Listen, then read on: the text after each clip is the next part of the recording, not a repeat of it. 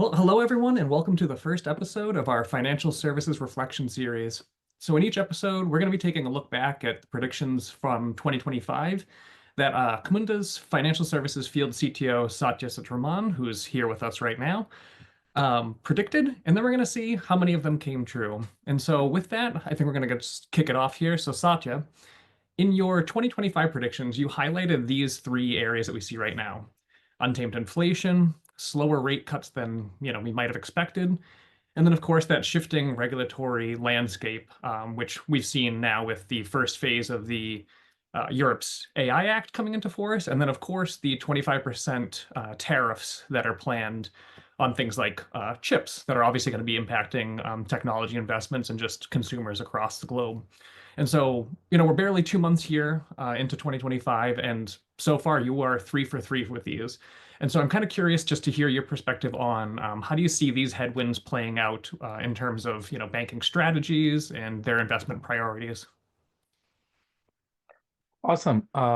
Thank you, Shane, for that initial summarization of the trend. I'm happy that we have hit 3 on 3 on the prediction with respect to the broader market trends. When we look at the key pressure points that will be built on the financial services, we see that the continued pressure on personalized product and services for customers is going to continue, because we are seeing that the customers still want to actually continue to get the products that are relevant for that specific life journey and even the moment of the life. And also, this makes in current today's financial flux, also customers want to rebalance their portfolio. So moving the money safer, smarter is still going to be there, the key priority. And when it comes to operational resilience against the risk, what I am seeing in the market is that there are two types of divergence that is happening. On one side, the operational resilience in Europe is continue to grow to be productive, more productive. In US or in the Americas, in certain regions, the operational resilience is going to be self-governed. And what do we mean by self-governance is also that you need to protect yourself and your customers, but this is on you, is what being pushed. And here is an example, right? For example, the CFPB now do not have the same mandate that it had last year. So that is being now passed on to the banks to self-manage and self-govern. And we need to look at how that is going to shift in case of too big to fail, GLB Act, and those things. When it comes to securing innovation and managing the disruption of AI/ML, this is where you mentioned about how the shift has happened. If you look at it, the shift is actually happening in terms of the more uh, higher performing chips that have been introduced to the market, and that actually helps in reducing the cost of AI/ML deployment. Well, it was happening.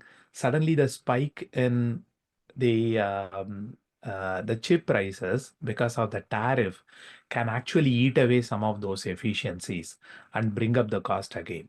So if you look at it in all those three things, the investment priority has actually been shifting. The investment priority, because of the pressure adjustment that's happening, I'm not saying that the pressure has totally shifted. The pressure adjustment is happening. So 4 out of 4 there. What is happening in investment priority then is the adjustment towards the customer-centric transformation now also started including the efficiency and cost into that. So we can, on a lighter way, we can call it as a customer cost-centric transformation or cost-based customer-centric transformation. Sort of cro- corny topic. But the thing is, still, the cost is going to be how do you manage your efficiency and cost in such a way that you can serve the customers at least to the level in which you are performing the services, or you can beat it. And the future ready payment infrastructure, this is another part where I see that the building the infrastructure itself is going to become costlier because the chip prices are going to increase that AWS, Azure, or Google GCP, the hyperscaler costs, right? That actually has the infrastructure, or even if the bank is building their own infrastructure to host it, it's going to increase. We need to see that how do they control cost and continue to drive that payment infrastructure.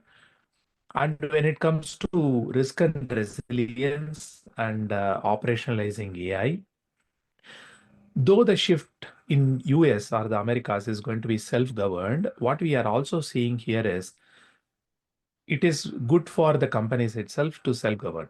And in Europe, it is becoming much more stringent. The recent AI regulations that are getting into Europe are also geared towards it. Here is an example.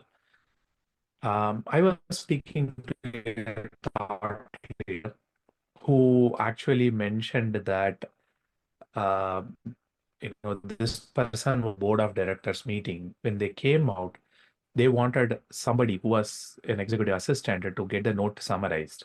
And this person used an internal copilot. This is not public copilot. This is a private copilot.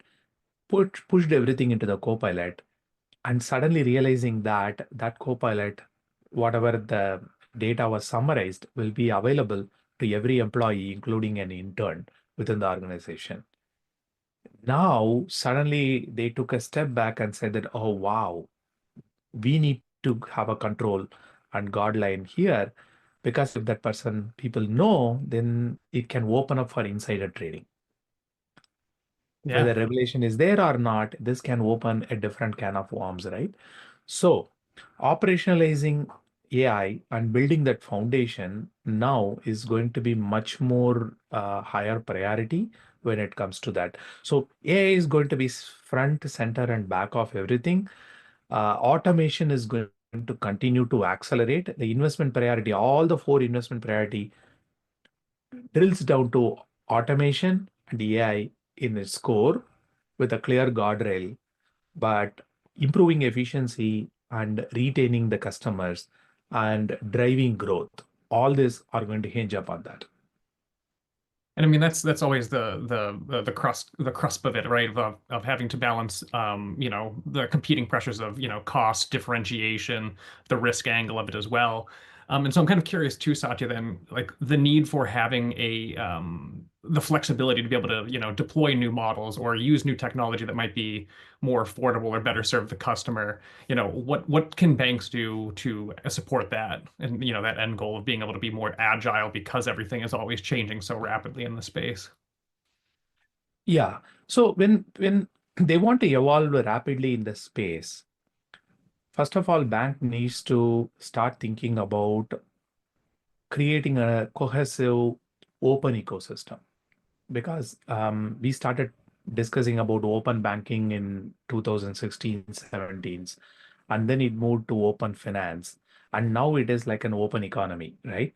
But that open economy doesn't mean that it's going to be a globally open economy. The economy still is going to be a local liberalized economy. There are going to be bubbles and buckets and pockets of liberalization that will happen internally, but still there is going to be a big barrier of exchange of this information or opening up of this ecosystem between the regions or between the countries. Here is an example, right? A small pebble that you can throw in a sea, how it can cause a tsunami. That happened when DeepSeek came and announced that they have a better model, which is far superior than the open AIs and uh, clouds of the world, right? Who are spending billions of dollars, and DeepSeek said that we could do that in millions of dollars. It caused a tsunami.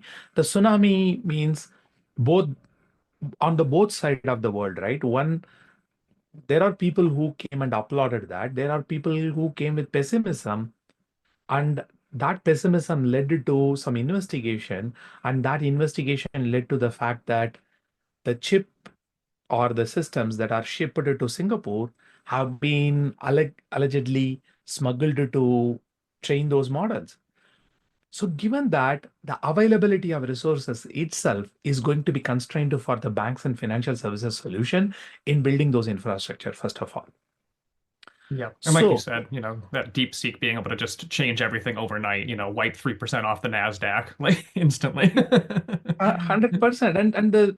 This month, Alibaba came and said that their models outperform the DeepSeek model because that's a pebble. And this is causing a ripple effect, right, of tsunami. And now we don't know what is behind that Alibaba's model, correct, and how that is going to evolve. So the shift between these bubbles are going to be kept changing, and banks needs to be so agile about that. The financial services Association needs to actually keep hold of this and see that how they can, first of all, get the infrastructure at a right price with the right governance model, and also keep evolving on the models that they keep training, because these are all not the open models that they can use. These are all very specific models that are internally driven, and also for specific purposes like mortgage underwriting is an example. When it comes to insurance, the commercial underwriting is an example of that. When you go to post to trade, there are a lot of settlement driven analytics model or risk based model that is coming. So now the banks need to find out a way to balance that, because you cannot throw everything into an AI model and think that it can solve it, right?